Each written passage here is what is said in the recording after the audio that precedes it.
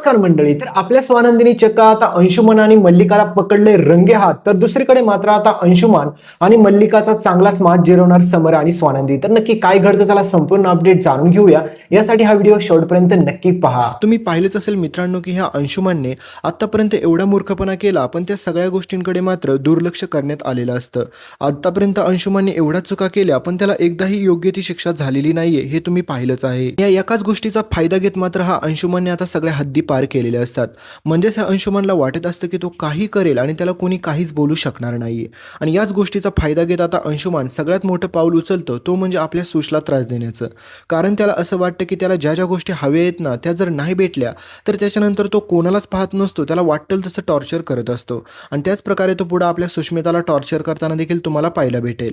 पण आता ह्या सुष्मितासोबत जे काही घडते ना, ते बरोबरच आहे. कारण की ह्या सुष्मिताने पण एवढ्या चुका केलेल्या आहेत, ज्या ठिकाणी तिला मोठी माणसं समजावून सांगत होती की तो अंशुमन चांगला मुलगा नाहीये, त्यावेळेस मात्र ह्या महामूर्ख मुलीला काहीच ऐकायचं नव्हतं. मग आता भोग आपल्या कर्माची फळं, असं म्हणायला काहीच हरकत नाहीये मित्रांनो. कारण की ही सुष्मिता जर पाहायला गेलं ना, तर आपल्या बिचाऱ्या स्वानंदीला तिची खूप काळजी वाटत असते. कारण की सारखे स्वानंदीच्या मनामध्ये फक्त सुष्मिताचं नाव असतं. स्वानंदीला वाटत असतं की माझ्या सुशसोबत काही चुकीचं नको व्हायला, आधीच तो अंशुमान मुलगा चांगला नाहीये. तर दुसरीकडे मात्र ह्या सुष्मिता काय करत असते तुम्ही पाहिलं. समर आणि स्वानंदीचं नातं तोडण्यासाठी हिचं सगळ्यात मोठं योगदान पुढे ठरेल. कारण की मित्रांनो, ह्या सुष्मिताला असं वाटतं की स्वानंदी आणि समरचं नातं तोडलं की तिच्या आयुष्यामध्ये आनंदच आनंद येणार आहे. पण ह्या महामूर्ख महाबालिश मुलीला कोण समजावून सांगेल की ती जे काही करायला जाते ना, ते तिच्याच अंगलट सगळ्यात मोठं येणार आहे. दुसरीकडे तुम्ही पाहिलंच असेल की कशाप्रकारे यांनी आजीच्या आता फिंगरप्रिंट देखील घेतलेला असतो आणि ते प्रॉपर्टी स्वतःच्या नावावरती करायचा प्रयत्न देखील यांचा चालूच असतो. आणि पुढे तुम्हाला फायनली ती प्रॉपर्टी नाव करण्याचा प्लॅन सक्सेसफुल होताना दिसेल. पण दुसरीकडे काय मित्रांनो, बिचाऱ्या समर आणि स्वानंदीच्या डोळ्यापाठीमागे हे सगळ्या गोष्टी चालू असतात, पण त्या बिचाऱ्यांना काही खबर पण नसते. आणि स्वानंदी बिचारी उगच त्या सुष्मिताची एवढी काळजी करत बसलेली असते. आणि तसं पाहायला गेलं तर ह्या सुष्मिताला अशीच अद्दल घडायला पाहिजे असं आपल्या सगळ्यांना तर अगदी वाटतंय. कारण की मित्रांनो, ही सुष्मिता त्या लायकीचीच आहे. तिची आई ती मंदाकिनी, ती तर अति हुशार, तुम्हाला माहितीच आहे की. आणि त्याचप्रमाणे तिची ही मुलगी, ती तर अति हुशार आहे. त्याच्यामुळे ह्या सुष्मिताला आतापर्यंत हिच्या पण चुका सगळ्या पाठीशी घातल्यामुळे ही पण आता खूपच ओव्हर करायला लागलेली आहे.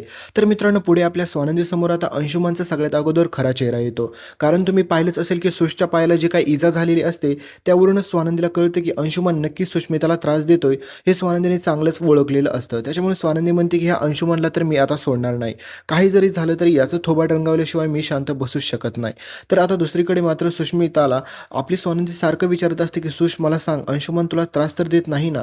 पण त्यावेळेस मात्र ही महामूर्ख सुष्मिता आपल्या स्वानंदीला काहीच सांगत नाही.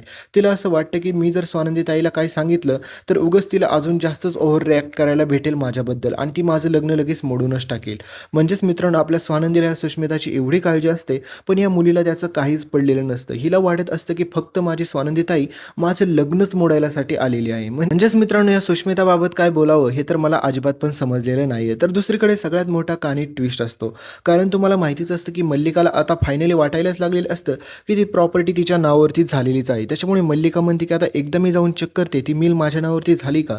एकदा का ती माझ्या नावावरती मिल झाली तर सगळ्यात पहिले तर त्या स्वानंदीला मी समरच्या आयुष्यातून असं घालून टाकते ना की तिने कधी स्वप्नात पण विचार केला नसेल. आणि दुसरीकडे राहिला ह्या महामूर्ख मुलीचा, म्हणजेच ह्या सुष्मिताचा, तर तिचा पण लवकरात लवकर मी आता अंशुमानसोबत डिवोर्स करते. कारण की माझ्या अंशूसाठी खूप गोड आणि गोंडस मुलगी मी लवकरात लवकर शोधून त्याचं लग्न लावून देते. म्हणजेच मित्रांनो, किती चुकीची गोष्ट दाखवण्यात येत आहे. कारण की मित्रांनो, तुम्ही पाहायलाच गेलं तर ह्या अंशुमानने एवढ्या चुका केलेल्या आहेत, त्याने एवढ्या मुलींचं आयुष्य बर्बाद केलं, पण ह्याला अजून एकही शिक्षा झालेली दाखवत नाही. ह्याला एकदा तरी पोलिसांचा चांगला मार तरी द्यायला पाहिजे होता, म्हणजे हो वटणीवरती तरी आला असता. पण तसं काहीच दाखवलेलं नाही. त्यांनी चिंगीसोबत किती मोठं प्रकरण केलं, ह्या मल्लिकाने किती मोठे प्रकरण केलं, पण मित्रांनो यापैकी कोणाला काही शिक्षाच व्हाय नाही. त्याच्यामुळे असं राग यायला लागला आता ह्यांचा की काही सांगायलाच नको. त्याच्यामुळे ह्यांना लवकरात लवकर शिक्षा झालेली दाखवली पाहिजे. तर दुसरीकडे मित्रांनो, आता आपला समर स्वानंदीसाठी म्हणतो की स्वानंदी मॅडम, आता तुमच्या नावावरती आपण काहीतरी केलं पाहिजे. कारण की तुम्ही माझ्या कुटुंबाचाच नाही तर माझ्या आयुष्याचा एक अविभाज्य भाग आहे. पण तुम्हाला आधीच माहिती आहे की आपल्या स्वानंदीला ना पैशामध्ये इंटरेस्ट आहे ना कोणत्या दागदागिन्यामध्ये इंटरेस्ट आहे. त्या स्वानंदीला फक्त आनंद, खुशी अशा सुखामध्ये राहायला तिला आवडतं. पण त्या बिचारीला बाकी कोणत्याच गोष्टीचा मोह नसतो.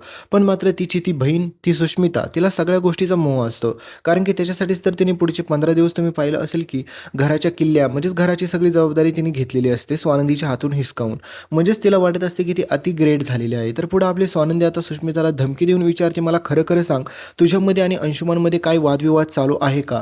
जर असं काही असेल तर मला लवकर सांग सुश, कारण की तो अंशुमान चांगला मुलगा नाही आहे आणि खरंच अंशुमान चांगला मुलगा नाही हे आपल्याला कधीपासून माहीत आहे. पण ह्या महामूर्ख मुलीला कधी कळणार की तो अंशुमान खरंच चांगला नाही आहे ते.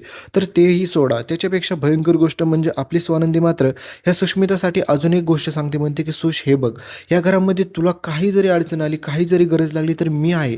प्लीज तू मला सांग. तू जर असं काही लपवून ठेवलं तर खूप मोठे पुढे प्रॉब्लेम्स होऊ शकतात."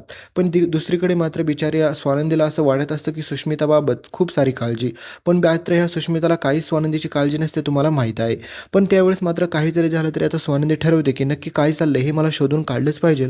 आणि स्वानंदीसमोर जी गोष्ट येते ना मित्रांनो, ती अति भयंकर येते. म्हणजेच स्वानंदीला पुढे समजतं की ह्या सुष्मिताने तिच्यापासून फक्त एक सत्य नाही लपवलं, खूप मोठं भयंकर सत्य लपवलेलं आहे. कारण की स्वानंदीला पुढे जाऊन हे कळतं की समर राजवाड्यांच्या सह्यांची ज्या कोणी प्रॅक्टिस केलेली आहे ते कागद स्वानंदीला सापडतात. म्हणजेच तुम्ही पाहिलं असेल की ज्या सह्यांवरती सुष्मितासारख्या सह्या करत होती आणि ते कागद फेकून देत होती, त्यातलाच एक कागद आपल्या स्वानंदीच्या पुढे हाती लागतो आणि तोच ठरतो सगळ्यात मोठा पुरावा. आणि स्वानंदी म्हणते की अशी राजवाड्यांच्या सह्यांची प्रॅक्टिस कोण करू शकतं? तर दुसरीकडे मात्र ज्यावेळेस स्वानंदी तो कागद राजवाड्यांना दाखवते त्यावेळेस मात्र समर म्हणतो की हे तर मी केलेलं नाही आणि माझ्या सह्यांची प्रॅक्टिस का कोणी करेल, आणि ती एवढी हार्ड आहे त्याच्यामुळे नाही कोणाला जमणार. पण ही प्रॅक्टिस करेल तरी कोण, हा प्रश्न पडलेला असतो स्वानंदीला. त्याच्यामुळे स्वानंदी म्हणते की मला हे शोधून काढलंच पाहिजे. तर सगळ्यात पहिला तर विक्टीम स्वानंदीसमोर हाच असतो, तो म्हणजे हा अंशुमान. कारण की स्वानंदीला माहीत असतं की अंशुमान चांगला नाही आहे, हा अंशुमान कोणत्याही थराला जाऊ शकतो. पण बिचाऱ्या स्वानंदीला काय माहिती की आपलंच नाणं खोटं आहे, म्हणजेच तिची स्वतःच्या बहिणीनेच हे सगळं प्रकरण केलेलं आहे. ज्यावेळेस मात्र स्वानंदी अंशुमानला विचारायला जाते आणि म्हणते की अंशुमान, राजवाड्यांची सह्यांची प्रॅक्टिस तू करत होता का रे? तर त्यावेळेस मात्र आता अंशुमान काय बोलणार आहे तुम्हाला साहजिकच माहिती आहे की तुला काही वेड लागले काय वहिनी, मी असं का करेल? म्हणजेच पाहायला गेलं तर मित्रांनो, या ठिकाणी सगळ्यात मोठा ट्विस्ट असा येतो की स्वानंदीचा आता दुसरा डाऊट पूर्णपणे मल्लिका काकूवरती जातो, पण स्वतःच्या बहिणीवरती जात नाही. पण मित्रांनो, आता स्वानंदीसमोर तर सगळ्यात पहिला अंशुमानचा चेहरा आलेला असतो. त्याच्यानंतर स्वानंदी आता सुष्मिताला पण विचारते, म्हणते की ह्या कागदांवरती सह्या कोणी केल्यात मला खरं खरं सांग. जर यामध्ये तुझं नाव जर आलं ना सुश, तर मी तुला अजिबात वाचवू शकणार नाही. कारण तुला मला मला तर सगळ्या गोष्टी माहितीच आहे की ह्या सह्यांची प्रॅक्टिस तर नक्कीच तू केली असतील. कारण की घरी ज्यावेळेस मी होते ना त्यावेळेस मला चांगलं आठवतं, बाबांच्या रोहनच्या सह्यांची प्रॅक्टिस तू स्वतः करत होती. त्याच्यामुळे मला स्वतःला माहिती आहे की तुला रोहनच्या सगळ्यांच्या दुसऱ्यांच्या सह्या करता येतात. त्यामुळे जर तू राजवाड्यांची सही करायचा जर मूर्खपणा केला आणि जर तू चुकीमध्ये सापडली तर मी तुला वाचवू शकणार नाही, ही 100% मी तुला गॅरंटी देते सुश. तर हे सगळं ऐकल्याच्यानंतर सुष्मिता घाबरलेली असते आणि स्वानंदीला सरळ सरळ कळत असतं की हे सगळं प्रकरण सुष्मिताकडून करून घेण्यात आलेलं आहे अंशुमानने आणि मल्लिकाने. तर आता सुष्मिताला स्वानंदी म्हणते की आता खरं खरं बोल, नाही तर मला उगाच पोलिसांना बोलवावे लागेल. म्हणजे स्वानंदीने धमकी दिल्याच्या नंतर मात्र या सुष्मिताला जाग येते आणि सुष्मिता आता मल्लिकाचं आणि अंशुमानचं खरं सत्य आपल्या स्वानंदीला पुढे सांगताना तुम्हाला पाहायला भेटणार आहे. म्हणजेच मित्रांनो, किती मोठा ट्विस्ट आहे पुढे कहाणीमध्ये.